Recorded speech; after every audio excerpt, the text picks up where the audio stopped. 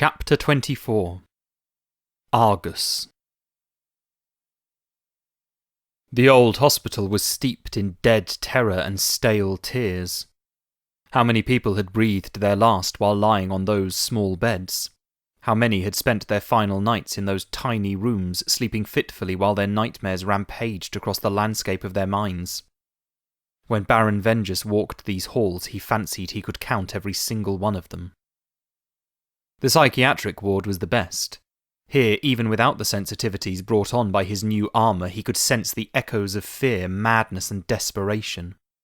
But with the armour, these echoes soaked into him, making him stronger. He felt his armour flourish after all those years of neglect in that cavern. This would be the perfect place for the grotesquerie to break down the borders between realities, open the portal and invite the faceless ones to return. Now all he needed was the grotesquerie itself, but that wasn't going to be a problem. For all his flashes of rage and his fearsome temper, Vengeance was a military man first and foremost. True, he had suffered a setback, but he had already initiated a plan to rectify the situation. One of the infected was standing further along the corridor, and it opened the door as he approached. He could tell by its eyes that it was close to becoming a true vampire. He had already ordered Dusk to kill them all before that happened. Dusk, because of the serums he used, controlled the vampire part of himself, but the infected would be far too unpredictable to keep around. Vengeance focused on the armour, drawing it back in. He had been letting it writhe and revel in the collected anguish of the old building, but now it was time for business. Billy Ray Sanguine was waiting for him. There was a man shackled to an operating table, and when Vengeance walked into the room, the man's eyes widened. "Impossible!" he breathed. "You're dead! It can't be you! You're dead!" Vengeance realised that with the helmet obscuring his face, the man thought Vengeance was Lord Vile, risen from the grave to exact a terrible revenge. He said nothing. "This is a trick," the man said, straining against his shackles. "I don't know what you think you're doing. You've made a huge mistake. Do you even know who I am?" "Sure we do," Sanguine drawled. "You're a little livid sorcerer who's managed to stay alive by running from every conceivable fight. Why do you think we chose you?" "Chose me?" the man repeated. "Chose me for what?" "For a quick answer," Vengeance said, aware that the helmet even made him sound like Vile. The man paled. He was sweating already. What do you want to know?" "As you can probably tell," Sanguine said, "I ain't from around these parts. And the gentleman who is making you mess your britches right now, well, he's been away for a time. So we need you Chuckles to tell us where someone might go with the inanimate corpse of a half-god in order to, destroy it." The man licked his lips. And you'll let me go?" "Yeah, why not?" Vengeance felt his armour coil.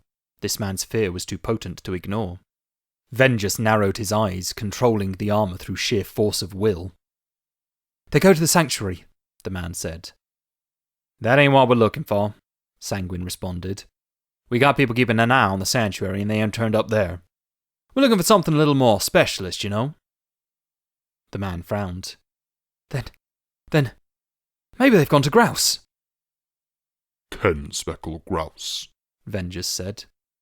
"Yeah, he does work for the sanctuary. They'd bring anything weird to him." "Where?" "An old cinema, closed down now, the Hibernian. Are you going to let me go now?" Sanguine looked at Vengeance, and Vengeance looked at their captive. "What did you do during the war?" Vengeance asked. Well, not much."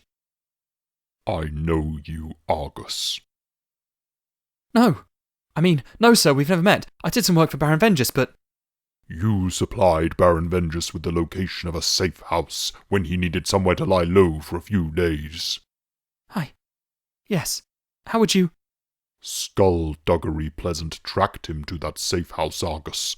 The information you supplied led directly to his capture." "That's not my fault. It wasn't my fault."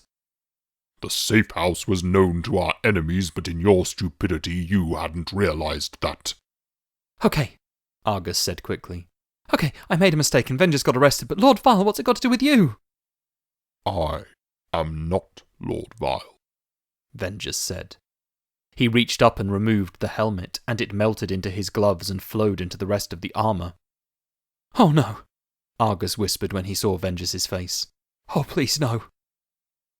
Vengeus glared, and Argus shook uncontrollably, and then it was as if his body forgot everything it had ever learned about how to stay in one piece. His torso exploded outwards and his limbs were flying to the corners of the room. His head popped open and his insides dripped from the walls. Vengeus turned to Sanguine.